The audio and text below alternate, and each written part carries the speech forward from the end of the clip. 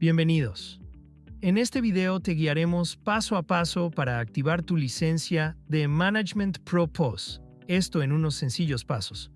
Para comenzar, daremos doble clic en la aplicación MPRO POS y esperamos a que cargue la pantalla de activación de la licencia. Una vez que aparezca la interfaz, se mostrará un formulario de activación donde deberás ingresar tu correo electrónico y la contraseña la cual creaste al momento de solicitar la descarga de nuestro punto de venta. Si no recuerdas tu contraseña, no te preocupes. Puedes dar clic en Olvidé mi contraseña para recuperarla más tarde.